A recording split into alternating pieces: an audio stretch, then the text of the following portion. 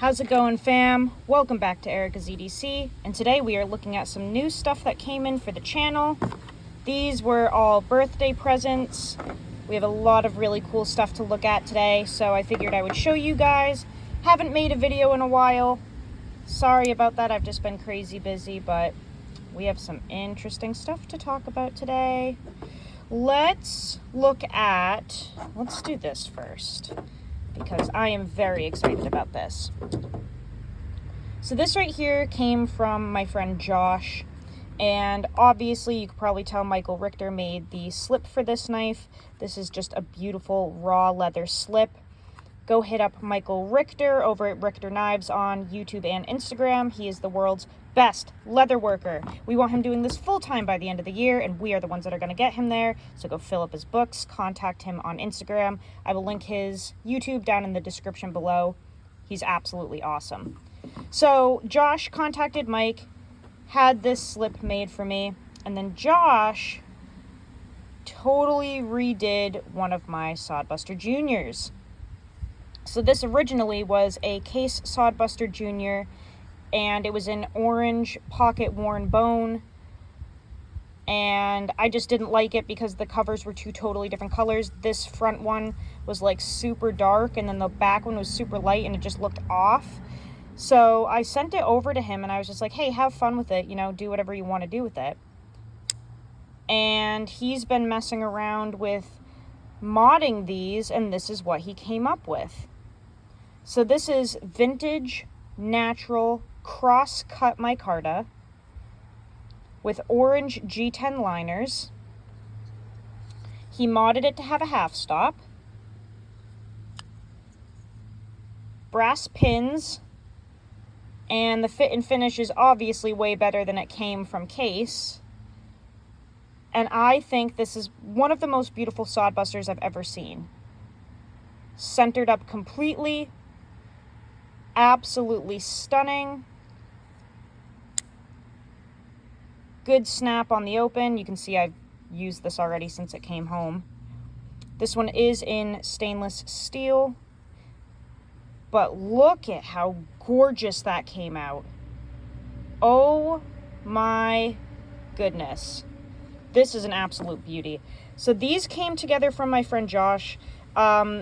I am just over the moon about this build. I think he did an incredible job. And this is not something that he does as a job or anything. He was just messing around and he did this. But look at how perfect he did this, man.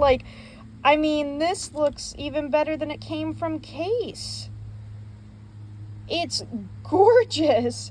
I don't even know how he did this. Look at that. I think he just did a phenomenal job on this. The only constructive criticism that I have is that the action is a little mushy, I would say. Like, when you open and close it, it just, and I think it's because it just has, the G10 liners. It's just a little, soft, I guess. Mushy is a good word for it. That's what it feels like. On the open, it snaps, but when you're closing it, it's just a little mushy. But other than that, this is literally perfect, and I'm not even sure if that action is something that could be remedied. I mean, it might just be because of the build, the way he did it. It doesn't bother me at all. I'm just saying, if he starts doing this full time, people are all about walk and talk, and it just, it's a little different. But aside from that, this is absolutely perfect. I think this looks so good. It feels incredible. I've been having a blast using it. That micarta is just stunning. I just put a clean edge on it because the edge that it came with from case was garbage. I did follow the factory guideline, but I put my own edge on there. So this thing's ready to go, ready to rip. That is one of the best birthday presents I've ever gotten. Josh and Michael, thank you again for this. This means so much to me, man. It's just stunning. So there's that. Beautiful little Soddy. That's going in the pocket again today. Let's check out some other stuff that came in. This is an interesting piece. So this is from Buck Knives, made in the USA, in MAXAMET, and this is called the Larrin. And essentially what happened was Dr. Larrin Thomas, the creator of MAXAMET, teamed up with Buck Knives, created a special heat treat protocol for Buck specifically for this MAXAMET, topping it off at 63 for an HRC. And they made this cute little traditional style knife with ebony wood handles, covers I should say. Really nice brushed nickel bolsters. It is a back lock, nice old school clip point, long nail pull, and this is called the Larrin. And this is something that I saw on Instagram. I saw that they were going to do the drop. There are only 800 of them. I'm not sure if they're still available, but basically my friend Jesse scooped one up for me right away, and this is it. So this is going to be a little bit of a first impression of this knife. This came in at $175. And I'm very curious to test this because Larrin himself was a huge part of the making of this. These grind lines are leaving a little bit to be desired if we are talking about the edge bevel. Just a little rough. That's okay. We have a little bit of side-to-side play and a good amount of up and down that I can feel. Some nice gaps there.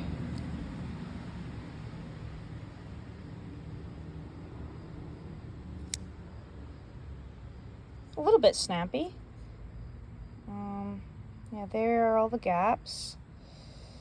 These covers are actually really nice though, and the transitions from the bolster to the wood covers, that's actually pretty nicely finished, I would say. That pin is completely flush. Feels good. I really like the grain texture of this wood. I think that's really beautiful. It is very lightweight. It came with a little pocket sheath that was, I think, made in China. I have no desire to use that, but this will probably just go in the pocket or in one of Michael's slips while I test it. The handle is really a good size for me and pretty comfortable. I think the dimensions are a little interesting. I think the blade to handle ratio is a little interesting to me. I think the blade could have been longer, but it's comfortable. I like that it's simple. I like that there's not much to it. I'm very excited to test it.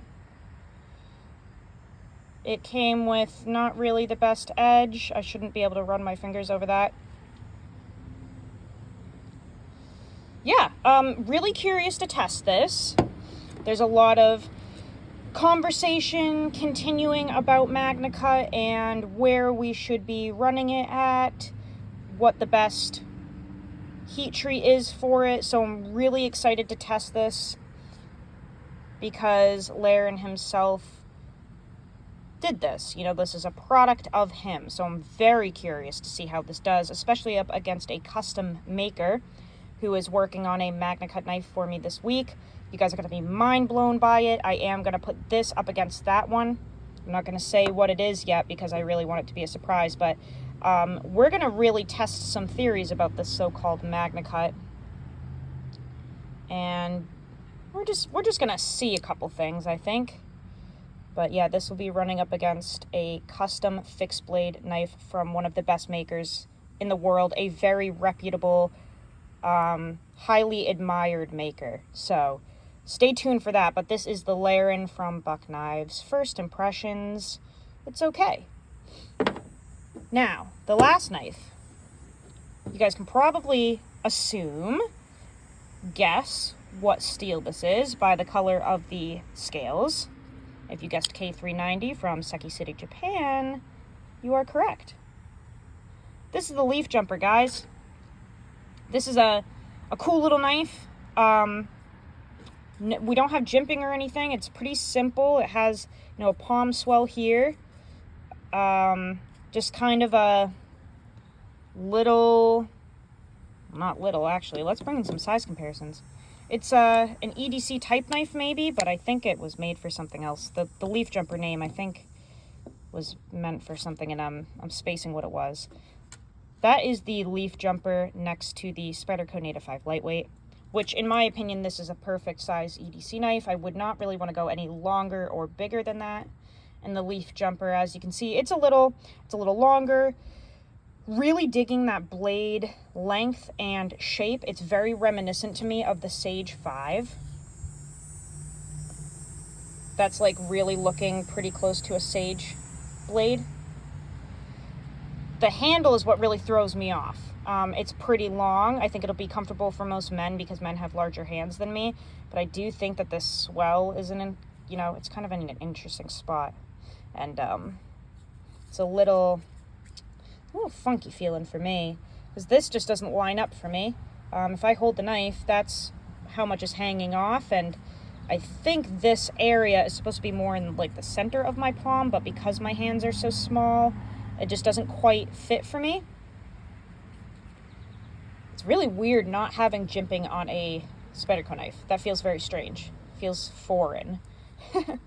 But yeah, nice little clip, great oversized lanyard hole. I think this will be comfortable for a lot of people. For me, it's not really my forte. It's not really my jam, just because it's really the handle. I love that blade. It's this dang handle that's just a little weird for me, and it's a little uncomfortable. So I'm not sure what I'm going to do with this one yet, just because it's a little large for me, and it's hard for me to test knives that I don't bond with. That's tricky for me, especially if they're too large, because it's tough for me to carry a knife that doesn't fit my hand and to use a knife that doesn't fit my hand super well. So we'll see what happens with this. I'm not quite sure yet, but that's what came in. I think this is an awesome knife, and I think for most people this will be really cool. If you have larger hands, I think this is a sweet little blade, especially because you're getting that K390, which we all love, and you guys know that's one of my absolute favorite steels of all time. So this is like really cool. It's very smooth. Build quality is fantastic. I just wish it was shaped a little differently, that's all. Just wish it was a little... You know what I wish it was? I wish it was a freaking Native 5. I just wish that this K390 was on that knife. Then it'd be perfect. That's what I want. That's what I want, Spyderco, is a Native 5 lightweight and K390. I don't need this goofy looking handle called the LeafJumper. I don't need that. What I do need is one of these in K390. So we'll see what happens with this. I'm not quite sure yet. We'll figure that out later. And let's just do a quick update on the MAXAMET testing while we're here, because I do owe that to you guys. Oh man, this thing is just a ripper. So I've been testing this for the whole month of August, and we did run it in like the last week of July. You can see I haven't sharpened it yet. You can see that that's the factory edge. I've just stropped it, so you can see a micro bevel right there throughout the whole edge. That's kind of showing where it's been stropped.